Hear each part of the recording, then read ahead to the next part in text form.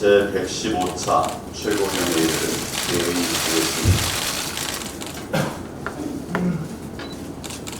문재인 정권 외교의 최종 목표가 도대체 뭡니까?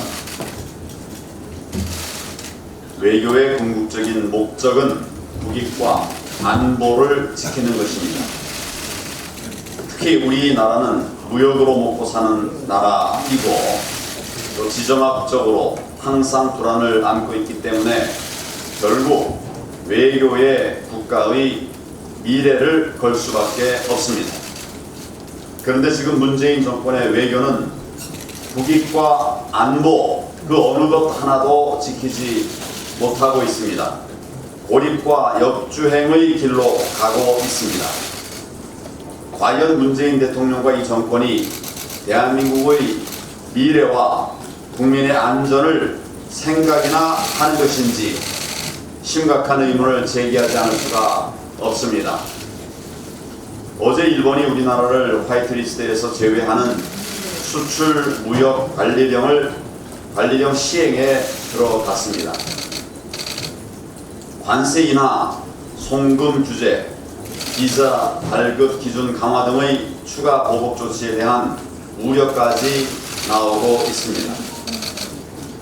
국제신용평가사와 주요 외신들은 객관적 분석을 통해서 일본의 수출 규제 조치로 한국이 더 큰 피해를 볼 것이라고 예상하고 있습니다.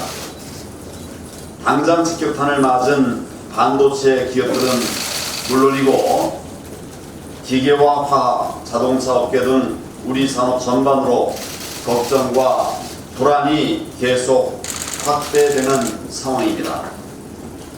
지소미아 파기로 한미 갈등도 위험 수위를 넘어가고 있습니다. 미국 정부는 주한미군 안전까지 거론하고 있습니다. 미국 의회도 여야가 함께 우리 정부를 비판하고 있습니다. 북한의 도발과 위협에 함께 맞서야 하고 한일 관계 갈등의 가장 중요한 중재자인 동맹 미국이 우리에게 등을 돌리고 있는 것입니다. 이런 상황에 어제 우리 외교부 미국 대사를 불러서 공개적 메시지를 자제하라고 항의했습니다. 국내외의 여러 외교 전문가들은 문재인 정권이 반일 캠페인을 국내 정치에 이용한 데 이어서 이제 반미 캠페인까지 벌이는 것 아니냐 하는 우려를 하고 있습니다. 문재인 정권의 외교는 아무런 실익도 없고 고립만 자초하는 자해 외교입니다. 자해 외교라고 할 수밖에 없습니다. 당장 미국은 우리의 독도 방위훈련에 대해서 전례 없는 공개적 비판을 내놓았습니다. 그동안 철저하게 중립을 지켜왔던 미국이 갑자기 일본 편으로 돌아선 이유 과연 무엇이겠습니까? 결국 일본이 바라는 독도 분쟁화를 우리 스스로 도와준 꼴이 되고 말았습니다. 북한은 연일 미사일과 방사포를 쏘면서 핵 능력을 고도화시키고 있는데 미국 트럼프 대통령은 오히려 북한 편을 들고 있습니다. 이념에 매달려서 현실을 직시하지 못하고 정권의 이익을 위해 외교와 안보까지 내팽개치다가 결국 대한민국이 고립 무원의 위기에 빠져가고 있는 것입니다. 그리고 그 결과가 총체적 국정 파탄으로 이어지고 있습니다. 문재인 대통령이 작금의 국정 파탄 상황에 대해서 국민 앞에 직접 소명해야 합니다. 대통령이 직접 소명할 것을 강력하게 촉구합니다. 비서들을 동원할 것이 아니라 이제는 대통령이 말씀하셔야 될 때입니다. 특히 지소미아 파기로 인한 한미동맹 훼손에 대해서는 국민들께서 대통령 설명을 들을 권리가 있습니다.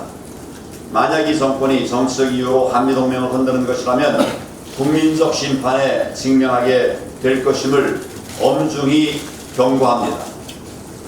저와 우리 당은 문재인 정권의 망국적 자해 외교에 맞서서 대한민국의 국익과 안보를 지키는 길에서 한 걸음도 물러서지 않을 것입니다. 지금 누가 나라를 어지럽히고 있습니까? 지난 화요일 조국 게이트 수사를 위한 검찰의 대대적인 압수수색이 있었습니다. 조국 후보자의 부인과 처남 등 가족들을 출국 금지했다는 보도도 나왔습니다. 이 정도면 조국 후보자 스스로 사퇴를 해야 합니다. 그리고 검찰청 보도라인에 서는 것이 마땅한 일입니다. 무슨 낯으로 장관직을 유지하면서 수사를 받는가? 누가 한 말일까요? 무슨 낯으로 장관직을 유지하면서 수사를 받느냐고 했던 그 사람, 과거 자신의 발언을 스스로 지키는 것이 옳지 않겠습니까? 그런데 이 정도 사람들의 태도는 참으로 어처구니 없을 정도입니다.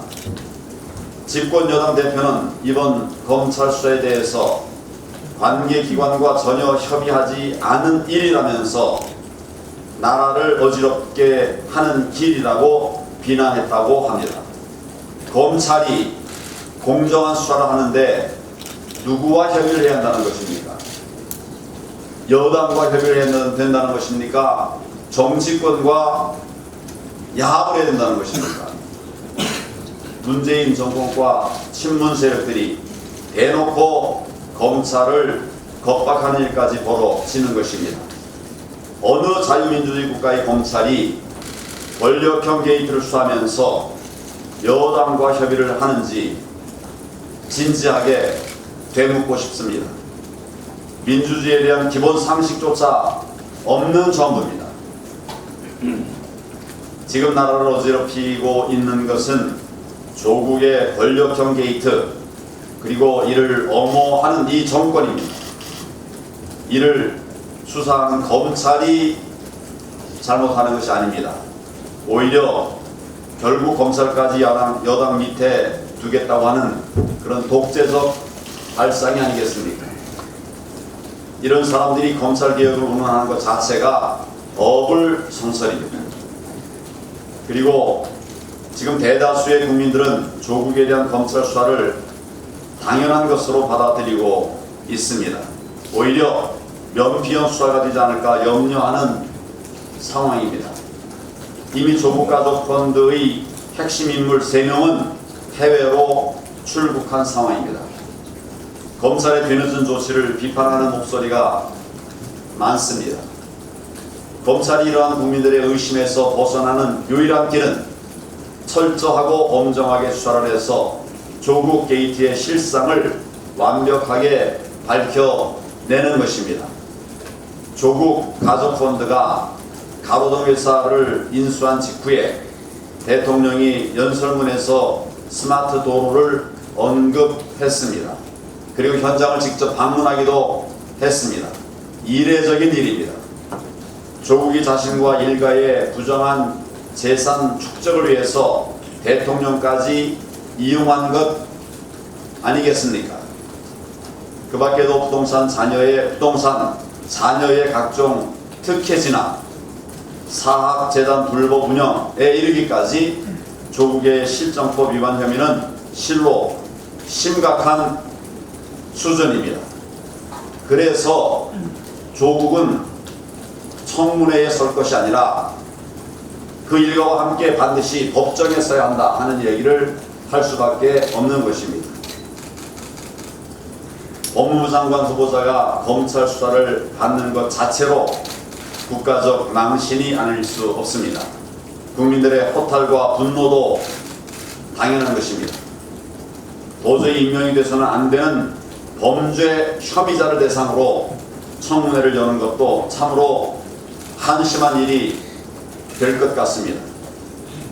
치졸한 변명과 친문 세력들에게 감정적 호소를 늘어놓고 명백한 사실에 대해서도 버티기로 일관할 게 뻔합니다.